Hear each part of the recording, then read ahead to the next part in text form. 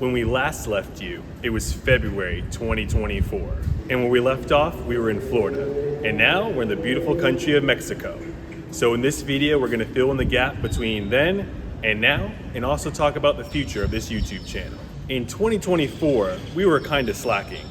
We only put out about 33 videos as opposed to weekly content.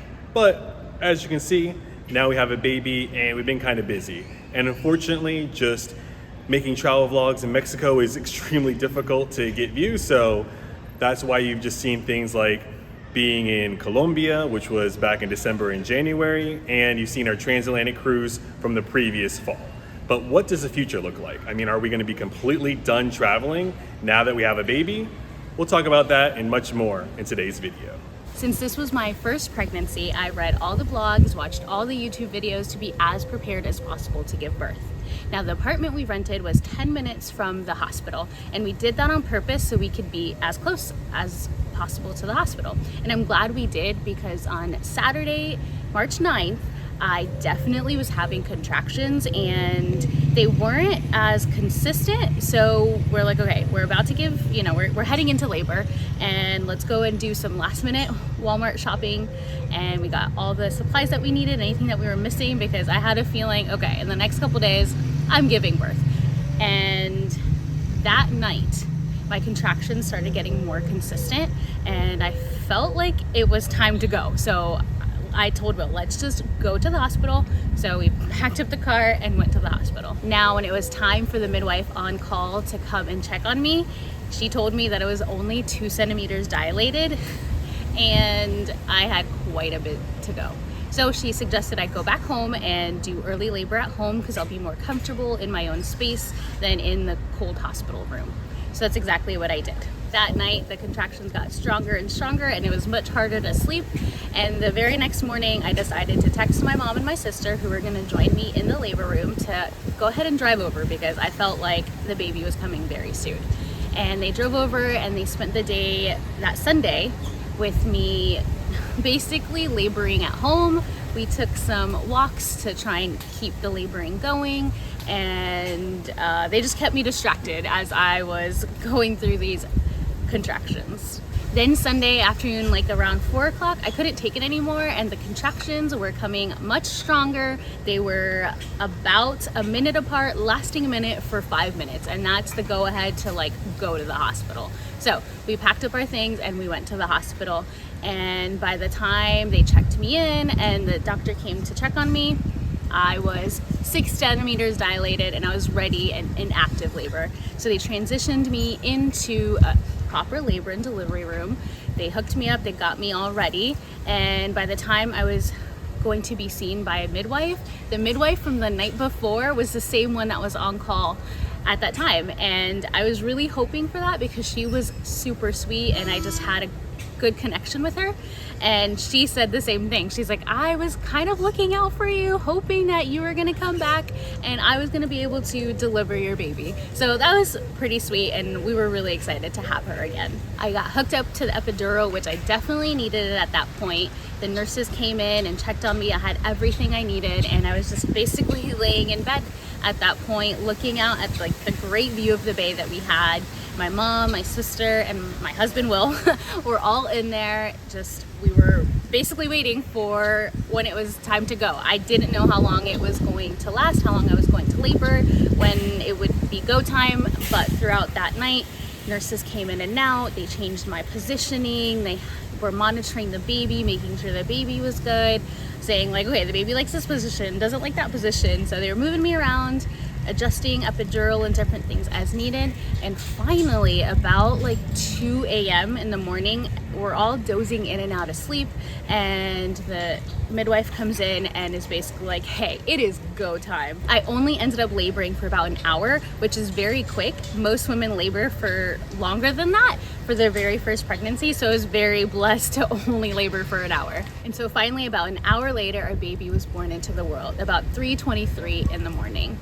Throughout the entire pregnancy, we wanted to keep it old school because we didn't want to know what the gender of our baby was until it was showtime, which was really not that crazy, because my mom was telling me that when she gave birth, and I'm 39 years old, she didn't know the gender until I victoriously emerged into this world. So it wasn't really that big of a thing. And really, you don't get many surprises in life, at least good surprises. So we wanted to be surprised about the gender of the baby at birth.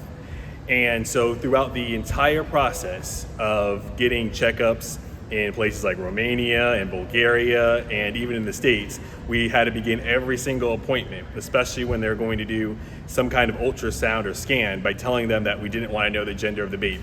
So we had to look away from the screen, we had to cover our ears, we had to pretend to not be paying attention so that we didn't get surprised. And miraculously, even though we had to communicate with people who were not native speakers, well, in other countries and in the US, but we were not spoiled of that moment. So when the baby was actually born, we had no idea whether it was going to be a boy or a girl. Now, Katy and other people had the premonition that we were going to give birth to a baby boy. If you've been watching this entire series, all 5 of you, thank you. You'll see that I had a dream or a vision that we gave birth to a baby girl. So who was going to be right? So all I have to go off of is TV shows, since I don't have any siblings, or I've never been there when a baby was born. And according to TV shows and movies, what the man does is hold his wife's hand, tells her everything's going to be okay, maybe gives her an ice pack or some ice chips, something of that nature, and that's what you do. But the reality was the doctors, well, there's no doctor around, but at least the midwives and the nurses told me to help basically hold Katy's feet or legs up in the stirrups or whatever, and that was going to be my position. So a completely different viewpoint than I thought was going to happen. So Katy pushed and pushed, as you do in that scenario, and eventually our baby emerged. Now, they didn't make it easy. They presented the baby to me so that I could announce the gender, but instead of just, giving me the baby where it's pretty clear what's going on, they put the baby's butt basically right in my face, and I'm like, I don't know how to tell the gender by the butt, and it was just obviously a crazy, wild time, and everyone wants to know the gender, and I'm like, I don't know, I'm staring at a tushy here. So eventually they spun the baby around, I guess, and I was like, wait, because in my mind, we're also going to give birth to a boy, but I was like, well, I'm seeing something missing that is pretty important for having a male child. And I went to the nurse next to me and I'm like, is that a girl? And she's like, yeah. I'm like, I don't know, I'm an idiot. But okay, once I had the nurse's blessing and validation that it was a girl, I could finally announce it's a girl, and everyone went crazy. They didn't throw the baby in the air because that'd be dangerous, but it's a girl. I was right.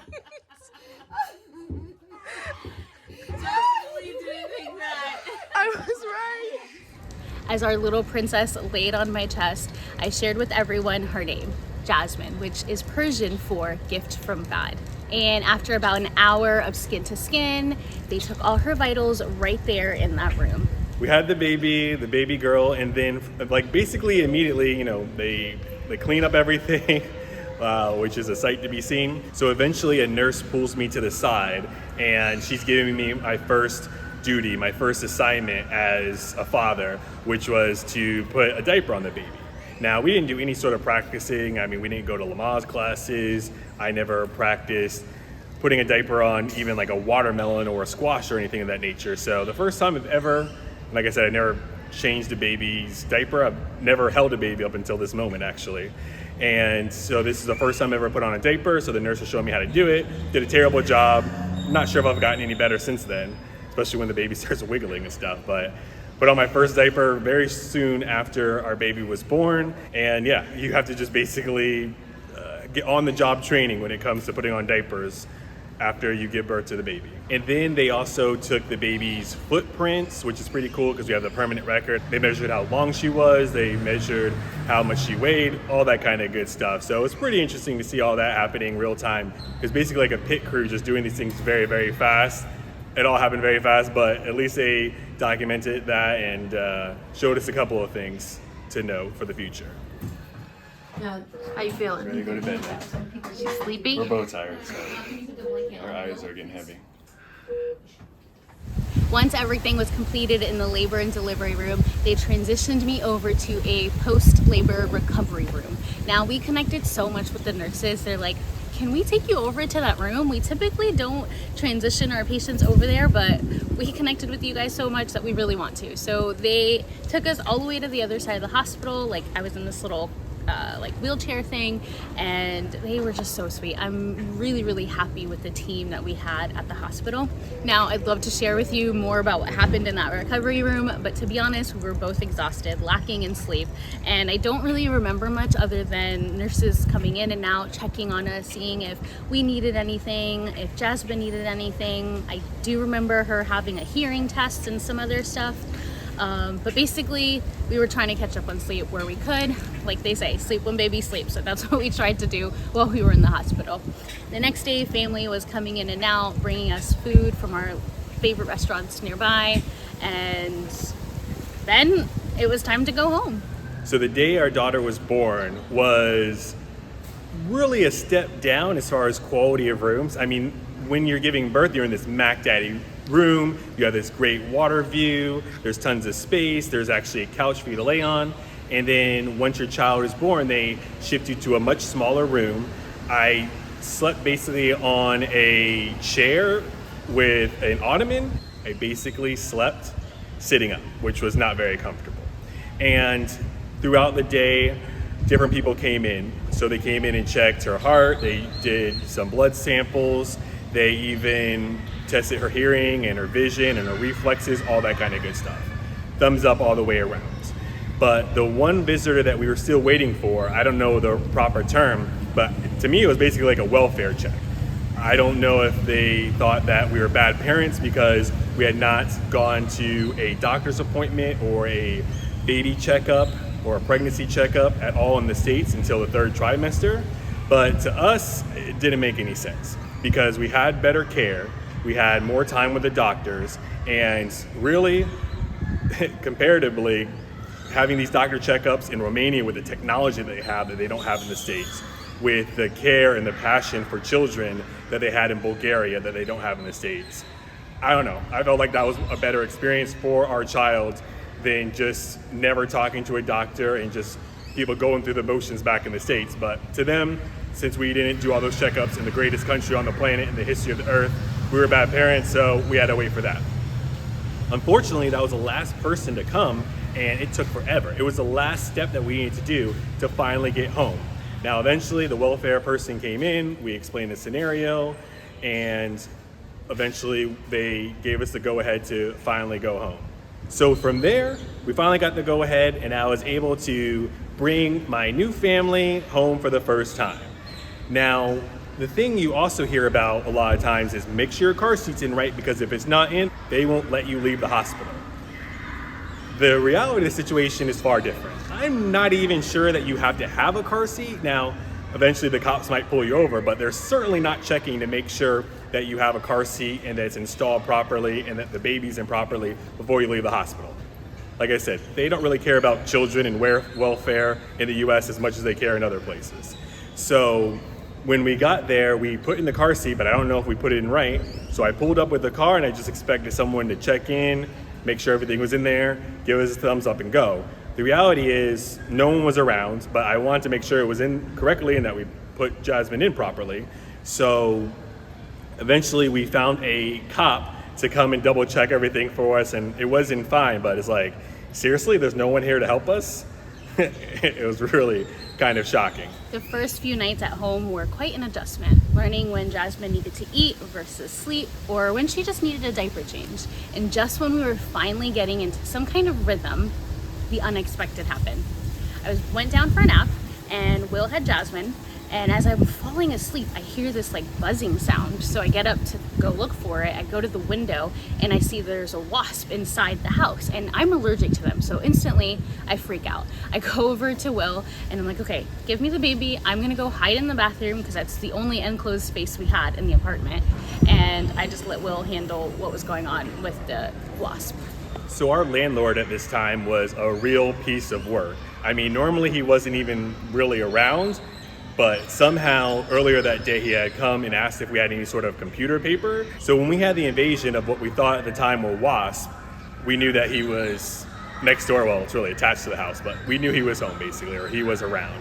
So I went to him and told him the situation, and his response and his solution was basically to try to give me one of those insect zappers, you know, the things that look like a tennis racket, to slowly kill them myself. And I'm like, bro, this is your apartment, you gotta help me with this. And so we go in, and I'm standing around, but he's actually standing on top of the bed, slowly swatting all these things. And we thought it was only maybe like 5 bees or 5 wasps or something like that. I mean, but there was a whole infestation. I mean, there was like 30, what we found out later were honeybees in the apartment, just circling around our bed and all of our possessions and everything. And it was just very, very traumatic.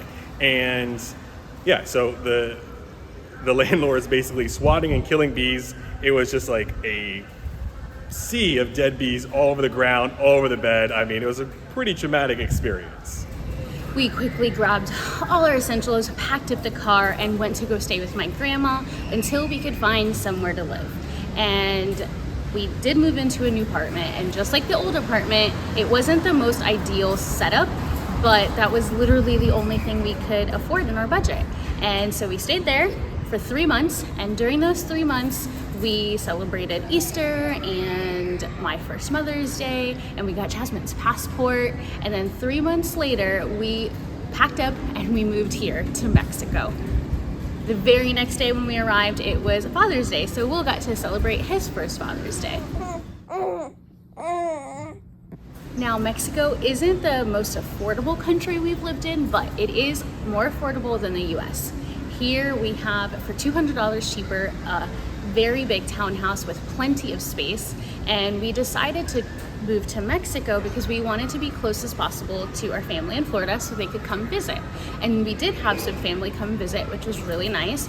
They got to spend time with us and Jasmine, mostly Jasmine, that's why they came, let's be real. But we also have friends that live about an hour away, Simone and Gio from For the Road Travels, and we've got to spend a ton of time with them as well, and that's been really, really sweet. So I'm glad we have been here for this amount of time. Jasmine is now 7 months old, and she's growing so good and so fast. And I will point out that our doctor's appointments, her pediatrician appointments in the US did not go very well. We didn't enjoy that experience at all. But the pediatrician that we have found here has been amazing. Here in Mexico, they do monthly checkups for the baby for their first year of life. So we've gone every month to get Jasmine checked out. And the doctor is super sweet. She gives us all this information. The doctor not only checks Jasmine's weight and height, but she also makes sure that she's hitting all her milestones. And when it was time for Jasmine to start solids, she actually walked us through that experience, which I've heard they don't do that in the US. We've really enjoyed the pediatrician and the experience that we've had here with Jasmine, and we're really hoping that we can have similar experiences in the future. During our time here in Mexico, we've already taken a few small trips with our baby. And they were trips on a bus to go see our friends in Playa del Carmen. And then we also took another bus, several hours instead of just 1 hour, to Merida for Dia de los Muertos. And I know all babies are different, they have different needs and their needs change over time, but we feel pretty comfortable with everything that we've been through so far traveling with our baby. And we absolutely have a travel baby. I mean, she has FOMO, she's looking around, she's curious, she's into shows. I mean, the parade around Dia de los Muertos, she was like, just so intrigued by what was going on. So if we had a baby who was just like miserable and upset, and you know, we've been blessed with a healthy baby. And people say they just want a healthy, happy baby. I don't know, babies are always gonna be happy all the time, but God has certainly blessed us with a healthy baby that loves to travel and totally fits the mold for what we like to do with our lives. So then what's the future for this channel? What's the future for Witty Travels, right? The travel aspect. Now that we have a baby, are we just moving back to the States and gonna revert to our old life? Are we going to stop traveling because you can't travel with the baby? Are we just going to give up on our dreams of seeing the whole world and becoming professional YouTubers? Heck no.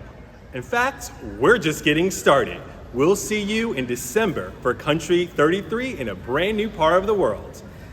This, as always, is Witty Travels. What could possibly be next?